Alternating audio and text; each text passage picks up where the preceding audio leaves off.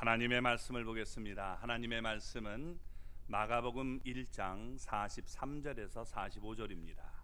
자, 우리 같이 한 목소리로 읽겠습니다.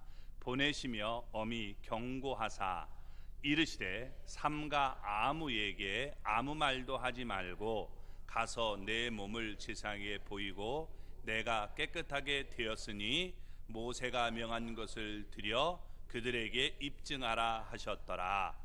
그러나 그 사람이 나가서 이 일을 많이 전파하여 널리 퍼지게 하니 그러므로 예수께서 다시는 드러나게 동네에 들어가지 못하시고 오직 바깥 한적한 곳에 계셨으나 사방에서 사람들이 그에게로 나오더라. 아멘. 할렐루야. 하나님의 은혜와 복이 오늘도 주님 앞에 나온 우리 사랑하는 성도 여러분 삶 속에 가정 속에 언제나 함께 하시기를 주님의 이름으로 축원합니다. 오늘 말씀은 지난주에 연결되는 말씀입니다. 지난주 말씀은 나병은 사람의 힘으로 고칠 수 없는 그런 병인데 이 병에 걸리면 사람들은 사형 선고를 받은 것으로 생각을 했습니다. 그런데 예수님께서 나병 환자를 깨끗하게 만들어 주셨습니다. 예수님은 그를 불쌍히 여기면서 그에게 손을 대셨는데 이 말씀은 예수님이 나병 환자의 병을 친히 짊어지신 그런 말이다라고 말씀을 드렸습니다. 예수님은 하나님과 단절된 이 죄진 자를 다시 결합시키려고 나병 환자에게 손을 댔는데 이것은 이렇게 터치가 아니라 묶었다는 말씀이라고 했습니다. 나병 환자에게 손을 댄 것은 예수님께서 우리의 죄를 친히 짊어지심으로 스스로 불결한 자가 되고 여러분 죄인된 모습을 얘기해 주고 있습니다. 그래서 하나님과 단절되었던 우리를 예수님의 속죄를 통해서 다시 깨끗하게 만들어 하나가 되게 만들어주는 장면이었음을 얘기해 줍니다. 예수님께서 여러분 이렇게 나병 환자를 치료해 주신 놀라운 사건을 우리에게 얘기해 주고 있었는데 오늘 말씀은 이렇게 회복시켜준 나병 환자가 예수님의 말씀에 온전히 순종하지 않아서 생기는 문제에 대해서 말씀하고 있는 것입니다. 우리가 어떤 일을 할 때 문제가 생기고 갈등이 생기는 이유는 내 생각과 상대방의 생각이 서로 다르기 때문에 그렇습니다. 그러면 여러분 누구의 뜻을 따라야 되겠습니까? 내 생각보다 더 높으신 예수님의 생각을 우리가 따라야 되는 겁니다. 자녀들도 내 뜻보다는 여러분 내 뜻보다 더 깊은 부모님의 뜻에 순종하는 것이 그게 올바른 겁니다. 오늘 여러분 이 말씀을 통해서 우리가 우리 모습을 한번 살펴보기를 바랍니다. 먼저 예수님께서 이 엄하게 경고하시는 모습을 우리 43절과 44절에서 보여줍니다. 자, 같이 읽어볼까요? 곧 보내시며 엄히 경고하사 이르시되 삼가 아무에게 아무 말도 하지 말고 가서 내 몸을 제사장에게 보이고 내가 깨끗하게 되었으니 모세가 명한 것을 드려 그들에게 입증하라 하셨더라. 아멘. 자, 예수님은 깨끗하게 지금 나음을 받은 나병 환자를 그 자리에서 떠나 보내셨습니다. 그가 사회로 돌아가서 지금 활동하도록 만드시고 있는데 이에 앞서 엄히 경고하셨다는 겁니다. 그러니까 예수님은 그를 보내면서 조언하는 것이 아니라 제안하는 것이 아니라 절대적인 순종을 요구하는 아주 강한 경고의 말씀을 하셨던 것입니다. 예수님께서 여러분 두 가지로 이 사람에게 경고를 했습니다. 하나는 하지 말라는 것이고 하나는 하라는 것입니다. 먼저 예수님은 그에게 이렇게 아무에게도 아무 말도 하지 말라라고 말씀했습니다. 아무에게도 아무 말도 하지 말라. 이중적으로 말씀했죠. 왜? 예수님은 어떤 사람에게도 사실대로 말하는 것을 허락하지 않았을까요? 사실 아닙니까? 예수님이 치료한 것인데 영광되는 일 아닙니까? 그런데 아무에게도 아무 말도 하지 말라라고 말씀했습니다. 왜냐하면 그가 입을 벌림으로 발생하는 역효과가 너무도 큰 것을 예수님은 알고 계셨기 때문입니다.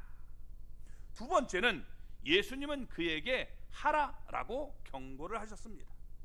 이것은 뭐를 얘기합니까? 44절을 보면 가라 내 몸을 제사장에 보이라 모세가 명한 것을 들여서 제사장에게 입증하라 라는 것이었습니다.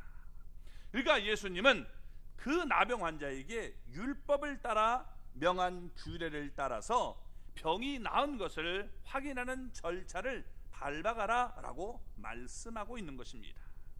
율법에 정한 규례를 그가 먼저 행해야 했기 때문에 제사장에게 보이고 모세가 명한 것을 들여서 그에게 입증하라 라고 말씀을 한 것입니다.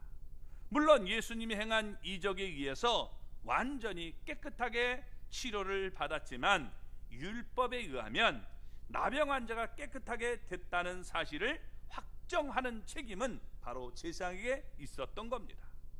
그래서 예수님은 깨끗함을 받은 사람에게 먼저 율법에 정한 그 규례대로 네가 가서 말을 하고 그리고 이것을 고하고 네가 치료됐다는 것을 입증하라 라고 명령했던 것입니다.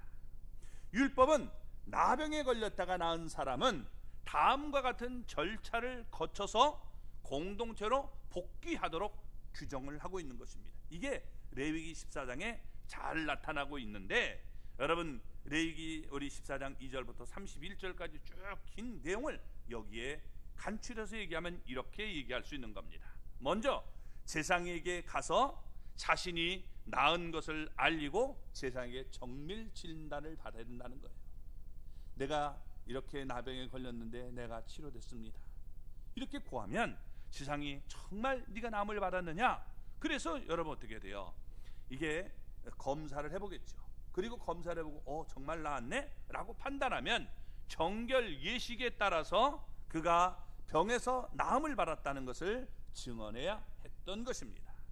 질병에서 나은 자는 몸을 깨끗이 씻은 후에 규정된 예물을 드리고 1차, 2차 이 정결 예식을 행해야 되는 겁니다.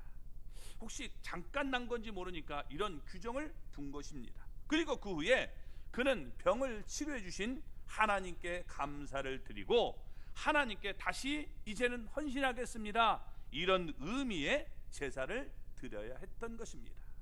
그리고 이 모든 절차가 정상적으로 마치면 제사장은 이 사람은 완전히 병에서 나았습니다라고 공포를 하게 됩니다.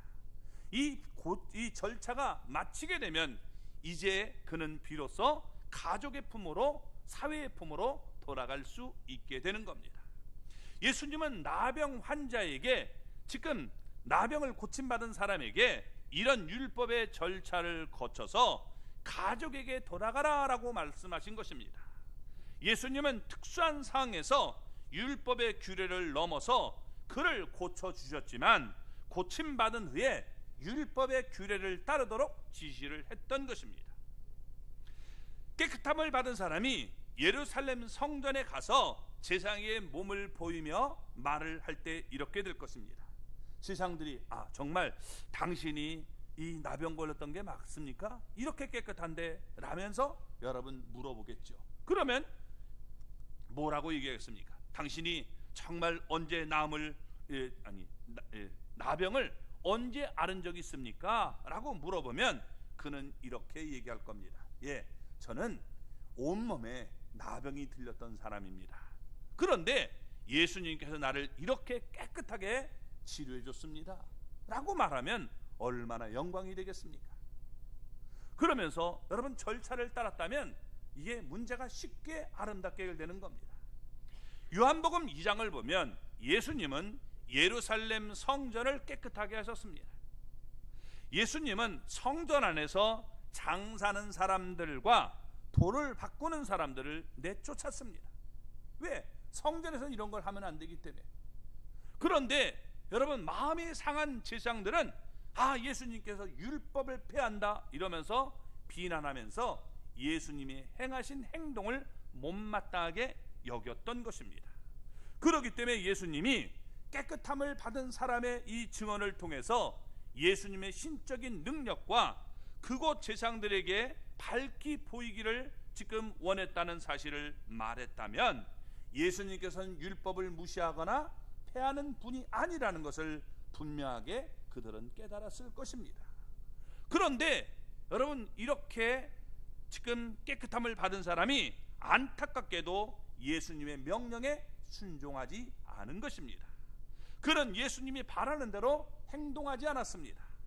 예수님의 뜻과는 아무 상관없이 자기의 뜻대로 행동을 하게 된 것입니다. 그래서 여러분, 문제가 생기게 되는 것을 우리 뒷부분에 보여주고 있는 것입니다. 행여 이것이 우리의 모습은 아닌지 살펴보시기를 바랍니다. 예수님이 바라고 예수님이 원하는 대로 우리는 따라가는 것이 지혜고 능력임을 깨달으시기 바랍니다. 아무리 내가 열심을 내도 예수님의 뜻과 내가 반대가 된다면 그것은 하나님이 전혀 기뻐할 수 없는 일임을 우리는 알아야 되는 겁니다. 그러므로 예수님의 말씀에 늘 순종하는 우리 모두가 될 수 있기를 바랍니다. 사실 이 나병 환자 입장에서 보면 너무나도 기쁘고 좋은 일이 생겼는데 입을 꾹 다물고 여러분 참기가 결코 쉬운 일이 아니었을 거예요. 내가 이렇게 나병에서 치료를 받았는데 얼마나 기쁘겠습니까? 그러니까 여러분, 지금 그는 이렇게 온 동네 다니면서 나팔을 불며 다녔던 겁니다.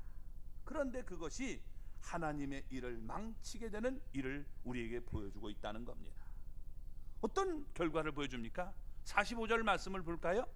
그러나 그 사람이 나가서 이 일을 많이 전파하여 널리 퍼지게 하니 그러므로 예수께서 다시는 드러나게 동네에 들어가지 못하시고 오직 바깥 한적한 곳에 계셨으나 사방에서 사람들이 그에게로 나오더라. 아멘.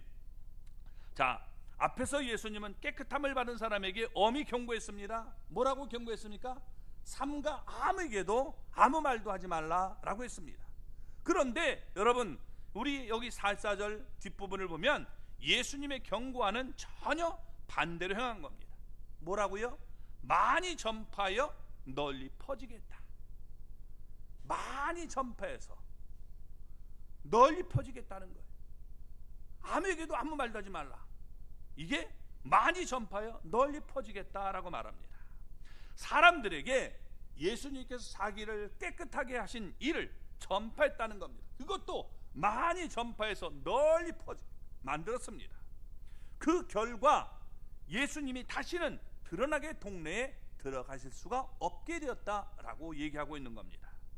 그래서 예수님은 오직 바깥에 한적한 것에 계실 수밖에 없었던 것입니다. 왜?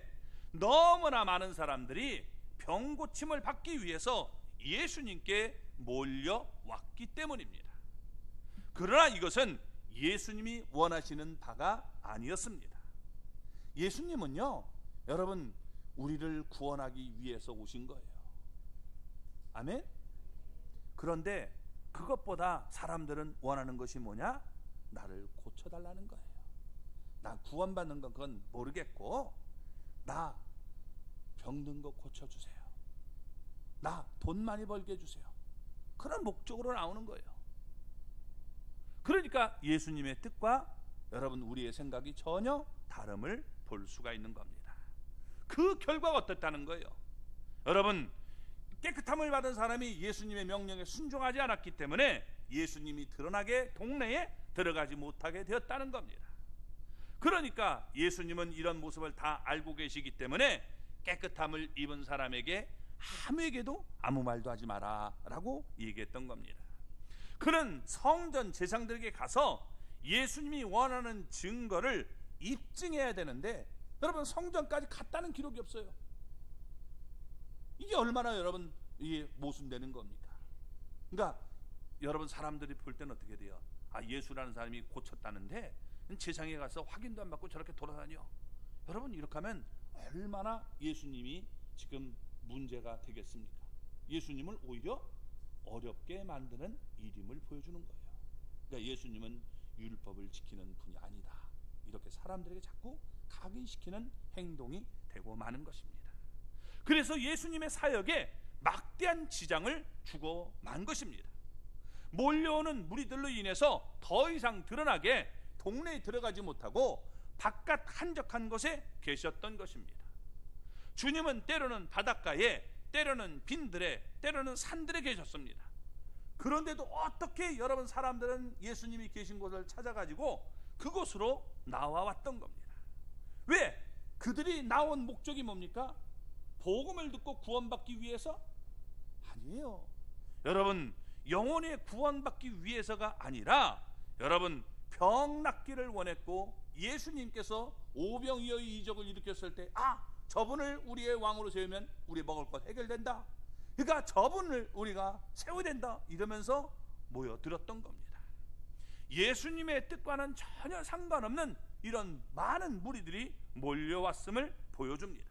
그래서 예수님께 그 동네에 들어가서 더 큰 일을 하시고 많은 사람들을 구원해야 되는데 그런 일을 하지 못하게 됐다는 겁니다. 우리는 이렇게 생각할 수 있어요. 예수님이 모든 사람의 병을 고쳐주시면 그들 다 예수님을 믿지 않겠느냐라고 생각할 수 있지만 절대로 그것은 잘못된 생각입니다. 왜냐하면 여러분, 많은 사람들이 유대인들의 병을 예수님이 고쳐주셨지만 그들은 예수님을 결과적으로 십자가에 못 박아 죽이고 말았어요. 이게 분명한 겁니다. 내가 이적을 보면 여러분, 내가 예수님을 믿을 것 같지만 안 그래요. 얼마든지 이적은 일어나도 여러분 예수님을 안 믿는 사람들이 많이 있다는 겁니다. 우리 교회도 여러분들 아시다시피 엄청난 하나님의 이적을 보여주셨어요. 정말 치료될 수 없는 사람들이 그 기도하는 순간에 벌떡 일어났던 그런 경우들이 있어요. 그러면 그런 사람들이 정말 하나님 앞에 충성하고 헌신했느냐? 안 그래요. 안 그래요.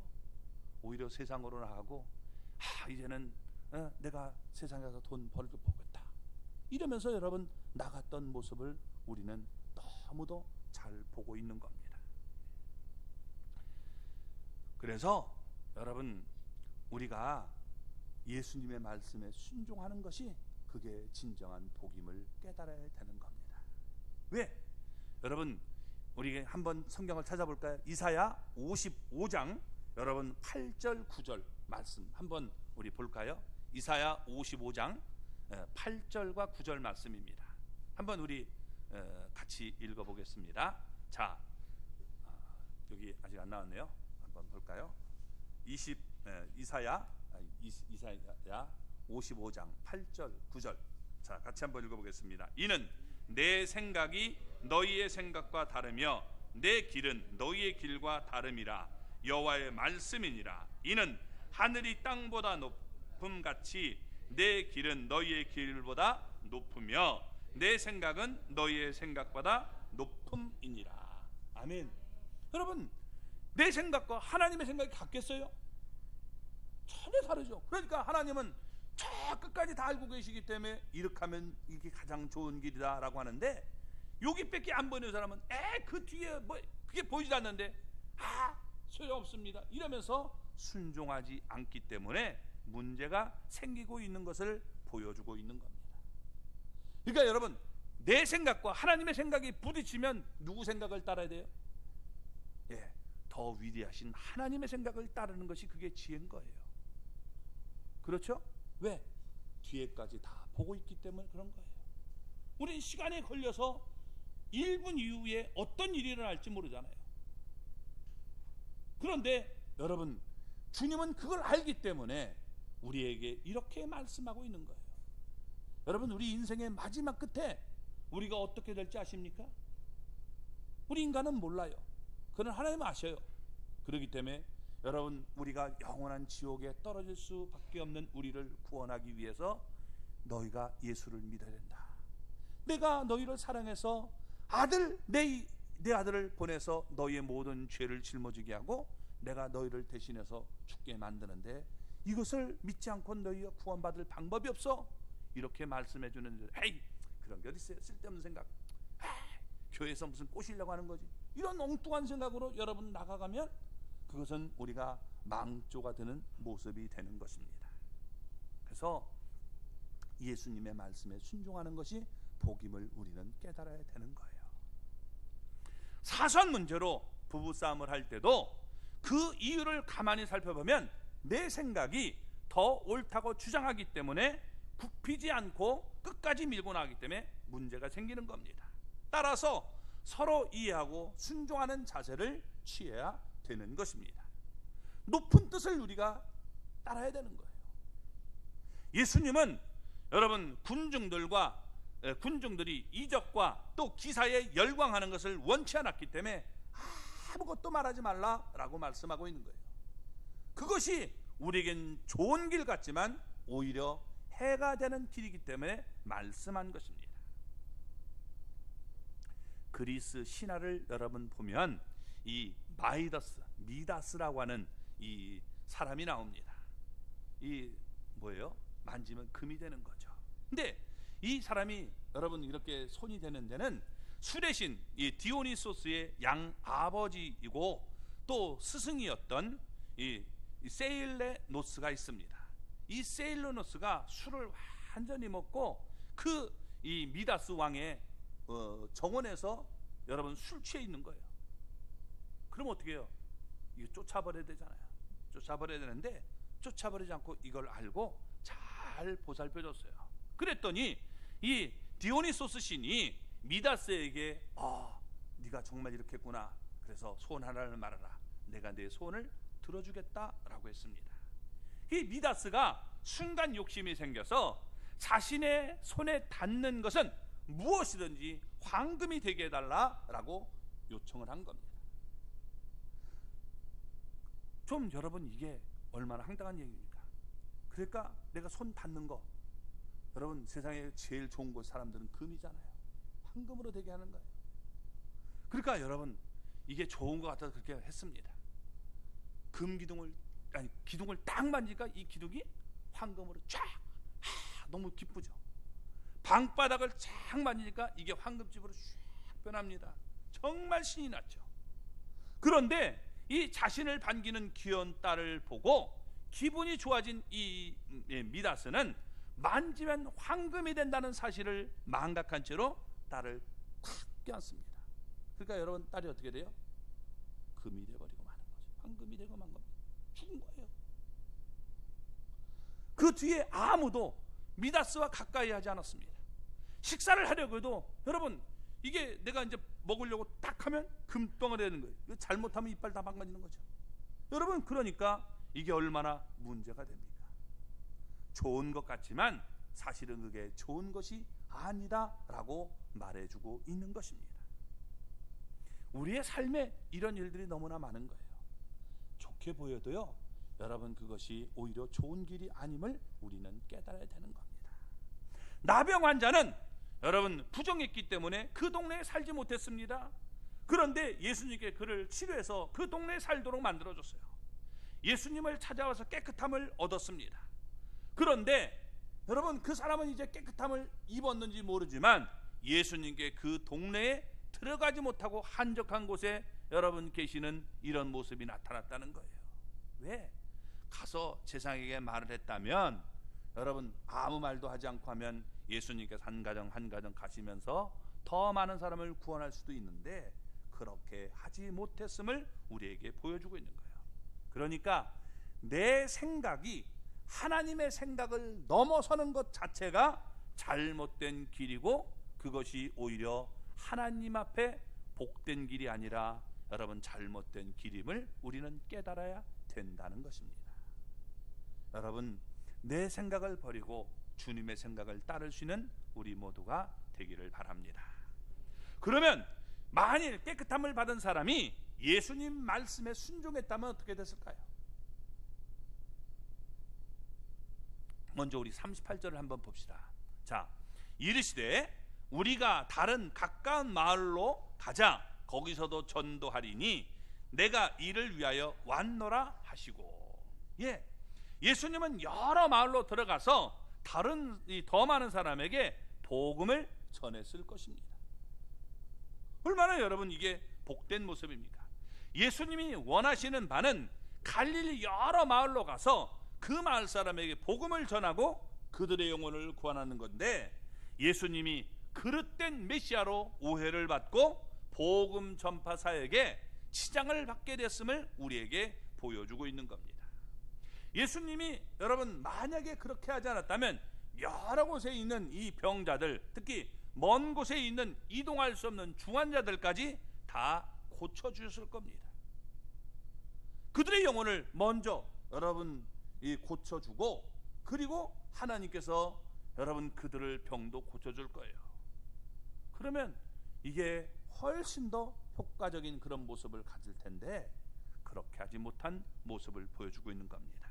그래서 사무엘 선지자는 우리에게 이렇게 얘기했습니다. 한번 사무엘상 여러분 15장 22절 말씀 한번 읽어볼까요?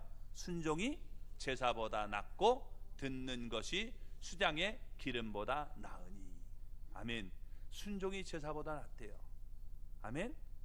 그리고 하나님의 말씀을 듣는 게 수장의 기름보다 낫다라고 말씀하고 있는 겁니다.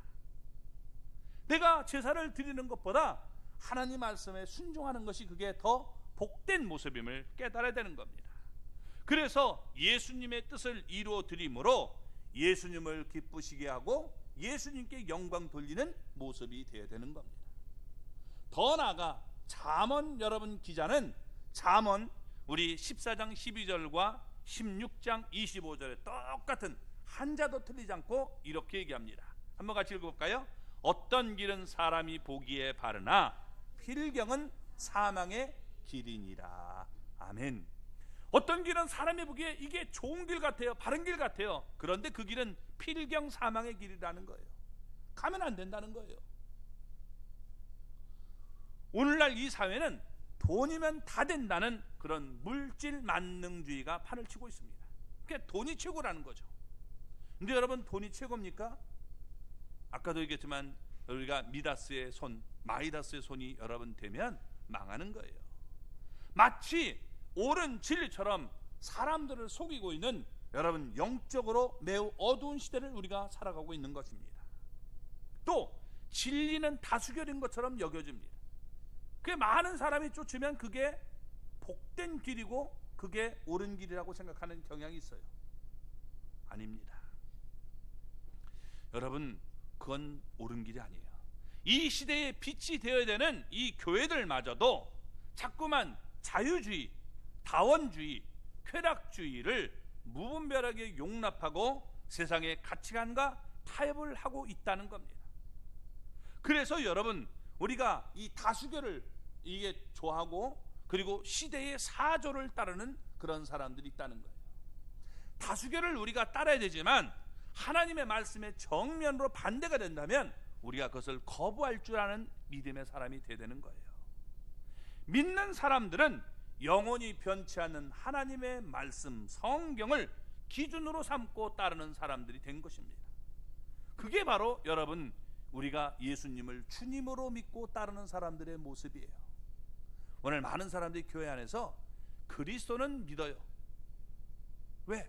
예수님이 나를 위해서 십자가를 지고 죽으셨다니까. 손해볼 거 없어요. 할렐루야. 좋네요. 그러나 문제가 있어요. 주 예수를 믿으라는데 주님은 내가 인정 못하겠다는 거예요. 무슨 얘기예요? 그분이 나의 주인이라는 거예요. 그러니까 내 인생을 내가 마음대로 사는 게 아니라 주님 뜻에 내가 순종하고 살겠다는 이 고백이 있어야 되는데 이 고백은 내가 하지 못하겠다는 사람들이 너무도 많이 있는 거예요. 내 인생 내 것이니까 만지지 마세요. 타치하지 마세요. 내 마음대로 할 테니까. 이게 여러분 오늘날 교회 안에 많은 여러분 사람들이에요. 이건 구원받지 못한 사람의 모습인 거예요. 목사가 돼도 여러분 내 마음대로 그렇게 살겠다면 그건 여러분 구원받은 사람이라고 말할 수가 없는 겁니다. 가짜라는 거예요. 가짜. 우리 가운데 이런 사람이 없기를 바랍니다. 여러분 정말 안타까운 모습이에요. 그래서 자기 중심적이고 이기적인 인간성을 여러분 가지고 판단합니다. 이런 사람은요, 다른 것과 틀린 것을 구별하지 못합니다. 다른 것과 틀린 것을 구별하지 못해요. 인간이 중심적이 될 때 선악 간의 구별을 못하는 사람들은 이 틀린 것을 단지 다르다라고 왜곡합니다. 또 다른 것을 틀리다라고 말을 합니다. 이게 여러분 문제가 되는 거예요. 자, 물어보겠습니다. 동성애는 여러분 다른 사랑을 하는 것입니까? 아니면 여러분 틀린 사랑을 하는 것입니까? 분명히 여러분 성경은 우리 로마서 1장 26절 27절에서 이런 것은 분명히 하나님의 뜻이 아니고 죄라고 분명히 말씀하고 있습니다. 그 다른 사랑이 아니에요. 이걸 자꾸 다른 사랑으로 우리가 접근하니까 문제가 되는 거예요. 인간에겐 자유가 있는데 이런 얼마든지 할 수 있다, 이게 문제가 되는 겁니다. 그러니까 여러분 이건 우리가 거부해야 되는 거예요. 우리는 예수님의 마음과 사랑을 가지고 동성애를 하는 사람들을 우리가 여러분 사랑할 수는 있지만, 이건 동성애는 분명히 죄고 그건 잘못된 것이라고 분명히 말해야 되는 것입니다. 또 물어보겠습니다. 자, 임신을 해서 애를 낳는 건 여자가 하는 일이에요, 남자가 하는 일이에요? 여자. 남자는 해도 돼요, 안 돼요? 네? 이건 무슨 얘기냐? 여러분 요즘에 나타나는 일 가운데 이런 거란 말이에요. 아, 왜 여자만 이렇게 임신을 해가지고 힘들게 하느냐? 그러니까 남자들에게 이게 만들어 놓고, 이 자궁을 만들어 놓고 그리고 배에서 키우자. 그래서 여러분 배에서 키워가지고 낳는 애들이 가끔 나오잖아요. 이게 여러분 세상이 지금 그렇게 돌아가는 거예요. 왜 이걸 여자만 고통을 당해야 되느냐? 여자 입장에선 굉장히 그랬으면 좋겠잖아요. 애 낳는 게 쉬워요? 어려워요? 예? 그 어려우니까 같이 나눠주면 좋잖아요. 그렇죠? 그래서 남자들에게 하는데 하나님이 그렇게 하신 이유가 있어요. 그렇게 하면 인류는 전멸해요. 왜? 남자는 감당이 안 돼요. 남자는 그걸 감당할 수 있는 능력이 거의 없어요. 그러면 인류는 전멸하고 마는 거예요. 여자에게 그 능력을 주시고 여자가 더 센 거예요. 그래서 여러분 그런 참을 수 있는 고통을 줬지만 남자들 같으면 다 도망가서 에이 안 해. 그래서 인류 전멸 이런 모습이 나타나니까 여러분 여성들에게 그걸 역할을 분담시킨 거예요. 그런 모습을 우리가 보는 겁니다. 그러니까 여러분 우리가 이것은 하나님께서 구별해서 그 일을 하도록 만든 것이지 이게 틀리고 하는 문제가 아니라는 것을 우리는 깨달아야 되는 것입니다. 또 우리가 생각할 것은요, 부분적인 순종은 여러분 절반의 순종이 아니라 이것은 불순종이라는 의미를 기억해야 되는 겁니다. 자, 어떤 어머니가 아들에게 슈퍼에 가서 3가지를 사오라고 얘기를 합니다. 애들 이제 슈퍼 보낼 때 애들에게 대부분 뭐예요? 얘기하는 것이 그러니까 뭐 하나 사 먹게 하는 거죠. 그죠? 야, 아이스크림 하나 사 먹고 그리고 라면 하나 사오고 고추장 이렇게 예를 들면 500g짜리 하나 사와라, 이렇게 얘기했단 말이에요. 그래서 애가 딱 가니까 아이스크림이 딱 있는 거예요. 눈에 들어서 딱 샀습니다. 라면도 내가 먹을 거니까 좋으니까 샀어요. 근데 고추장을 이게 살려니까 내가 맵고 이거 무겁고 그러니까 이거 필요 없어 이래가지고 2개만 사왔어요. 그러면 이거 여러분 66.6% 3분의 2를 순종했으니까 이건 그래도 순종한 거로 쳐줘야죠. 예? 그런 겁니까 아닙니까? 아닙니다. 여러분 이거는 온전한 순종이 될 수가 없는 거예요. 온전한 순종이라 말할 것도 순종하지 않았다라고 말하게 되는 거예요. 왜? 자기가 좋은 것을 행한 것이지 여러분 하나님 말씀 앞에 순종한 것이 아님을 우리가 아는 겁니다. 만약 여러분 라면 사오는 것도 싫었으면 다 하지 않았을 거예요. 그래서 여러분 우리가 이것은 절반의 순종 또 부분적인 순종이 아니라 이것은 불순종이라고 말을 해야 되는 겁니다. 이런 모습을 여러분 우리에게 보여주는 사람이 있습니다. 그게 누구냐? 아브라함입니다. 아브라함을 우리는 믿음의 조상이다라고 말하지만 아브라함이 처음부터 믿음이 좋았던 건 아니에요. 불순종했지만 이게 여러분 점점 순종의 사람으로 훈련돼 간 겁니다. 하나님께서 아브라함에게 처음 나타나서 여러분 말씀하신 때가 언제냐? 갈대아 우르에 있을 때 하나님이 그에게 나타나서 이렇게 말씀하십니다. 창세기 12장 1절인데 이렇게 얘기합니다. 여호와께서 아브라함에게 이르시되 너는 너의 고향과 친척과 아버지의 집을 떠나 내가 내게 보여줄 땅으로 가라. 아멘. 여기 지금 네 가지로 명령을 합니다. 첫째, 뭐를 떠나라고요? 고향, 옛날에는 본토라고 했죠. 두 번째, 친척. 세 번째, 아버지 집. 근데 아버지 집이 아니라 원문은 뭐냐면 아버지예요. 아버지. 아비카, 너의 아버지를 떠나라 합니다. 그리고 네 번째, 내가 내게 보여줄 땅으로 가라라고 명령했습니다. 자, 이 명령 앞에 몇 가지를 아브라함은 순종했을까요? 먼저 첫 번째 볼까요? 고향을 떠나라고 했죠. 고향 떠났어요, 안 떠났어요? 고향 떠났어요, 안 떠났어요? 갈대아 우를 떠났어요, 안 떠났어요? 아유, 답답하네. 갈대아 우를 떠났어요, 안 떠났어요? 그럼 대답을 해야죠. 묻는데 왜 대답을 안 해요?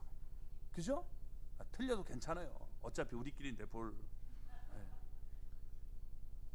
다 알아요, 여러분들 실력. 그죠? 예. 고향 떠났어요, 안 떠났어요? 떠났어요. 예, 떠났습니다. 두 번째, 친척 떠나라 했습니다. 친척 떠났어요, 안 떠났어요? 예? 왜 안 떠났죠?